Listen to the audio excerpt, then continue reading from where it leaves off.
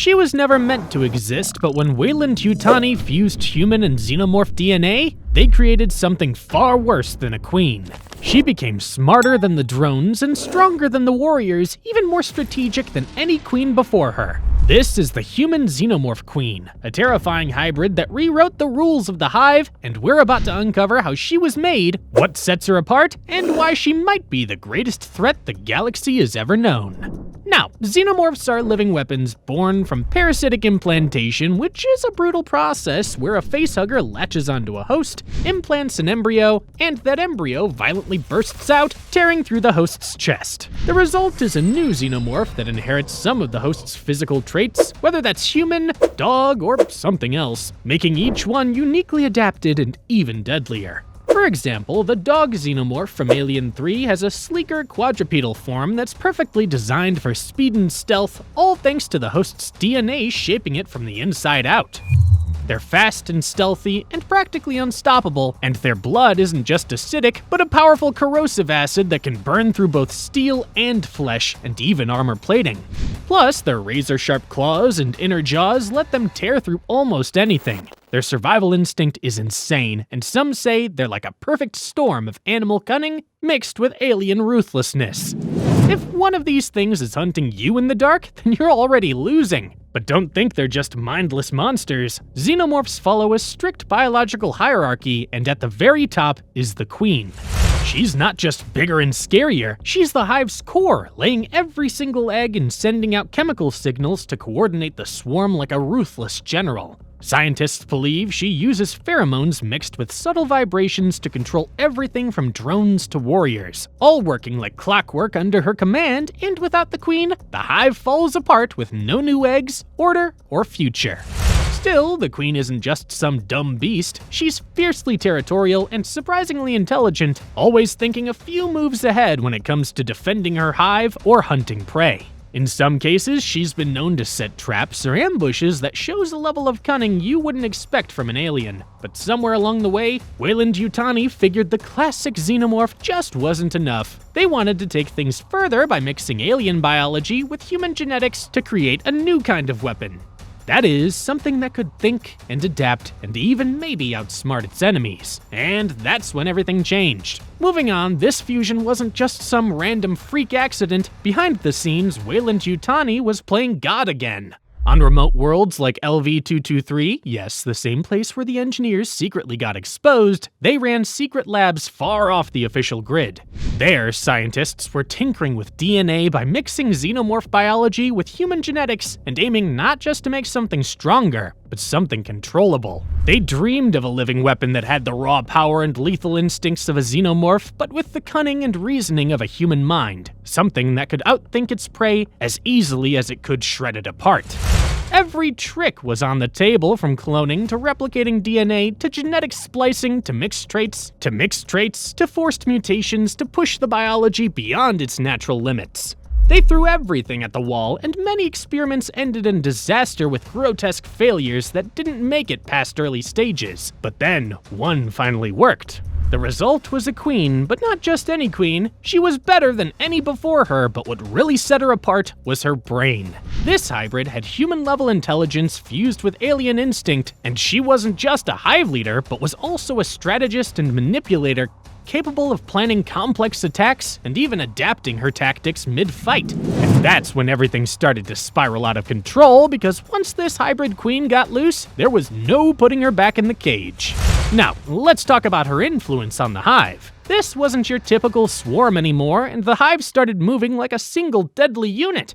Attacks on research teams went from chaotic slaughter to precise surgical strikes, and entire colonies went dark with zero warning. Not just wiped out, but studied and dismantled before the cleanup. Remember Hadley's Hope on LV-426? This wasn't just a massacre, but rather a tactical lesson. Under her command, drones learned to lure prey into traps, disable security systems, and hit hard exactly where it hurts. And this kind of coordination looked more like a trained military unit than a swarm of alien killers. The hive itself started evolving with offspring showing traits that didn't match normal xenomorph biology, and on LV-426, scientists found drones with extended vocal mimicry that were able to imitate sounds with even human speech. Terrifying and unsettling.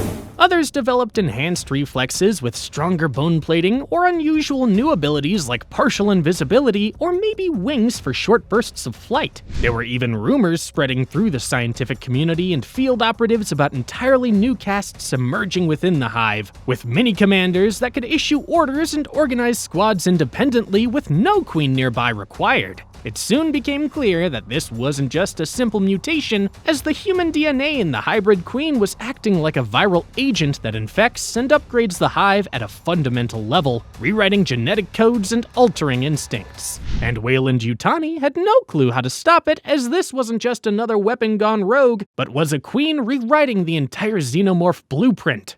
Weyland-Yutani scrambled. They'd spent decades thinking they could control the xenomorph by trapping it, then weaponize it to profit off it, but this was different, as the hybrid queen wasn't just breaking loose, but was winning instead.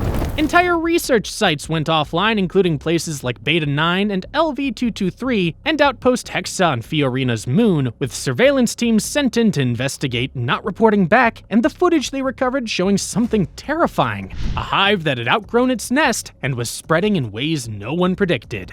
Worse, some of the company's rivals caught wind. The black market lit up with rumors, and some wanted to kill her, while others wanted to clone her. One cult based on an abandoned terraforming rig on Reggae 6 even started worshipping her, calling her the mother of evolution. Meanwhile, colonial marines were getting torn apart as their old tactics didn't work. Flamethrowers, pulse rifles, motion trackers all became useless. This queen knew how they moved, and she played them better at their own game.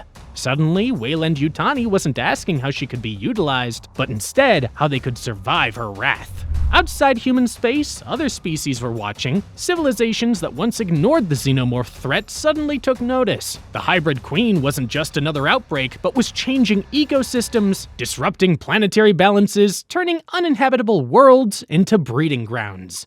Some species, like the engineers, the ones who seeded life and left behind the black goo, had long believed they'd perfected biological control, but when whispers of the queen reached deep space ruins and old surveillance beacons, they stirred and were no more. Other advanced empires began locking down their borders, and patrols doubled, and trade routes near infected systems were abandoned, with some even launching preemptive strikes on human colonies just to make sure nothing got out. In the shadows, rogue factions tried to build their own hybrids, with one splinter group from the United Americas Bioweapons Division created a rival queen in a deep space lab called Gleesy Vault, but it didn't go well. That one tore itself free before it was eventually fully grown, and within 72 hours, the entire station was gone. So now it's not just a war against one hive, but a race to stop a species from evolving into something that can outsmart everyone. And at the center of it all is her, the Human-Xenomorph Queen, born from ambition and shaped by violence, rising into something no one, not Weyland-Yutani, not the engineers, not even the colonial marines, was ready to face.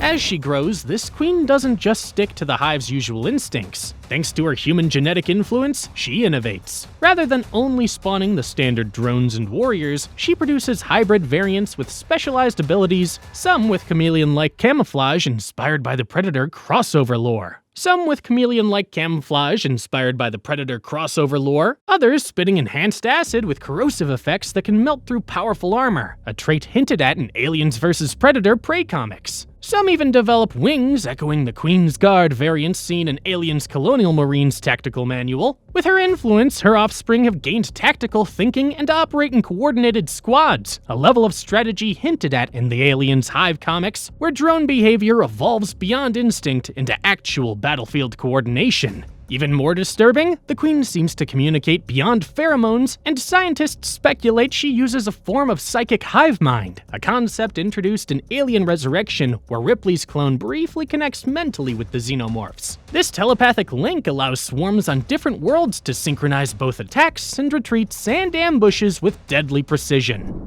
There are also rumors that she's begun experimenting with other DNA sources, not just human, but alien species from war-torn systems, possibly borrowing traits from creatures encountered by the engineers or black goo variants seen in Prometheus. This makes her brood unpredictable and even deadlier. her ambitions go far beyond simple survival or domination because she's terraforming hostile worlds to support the Hive, warping ecosystems like the Black Goo did on LV-223, a process explored in Alien Covenant and several expanded universe novels. Entire planets fall silent with their life replaced by her deadly progeny. Governments and corporations scramble to develop weapons and defenses, but so far, nothing has slowed her. She's not just surviving, as she's also reshaping the galaxy's future of the ultimate apex predator by combining alien brutality with human cunning and ambition, and what's most scary is that no one really knows if she can be stopped. If you liked this video, you can now check out this other cool video that appears on your screen about all the Predator ranks explained. Click on it to see it. Click it!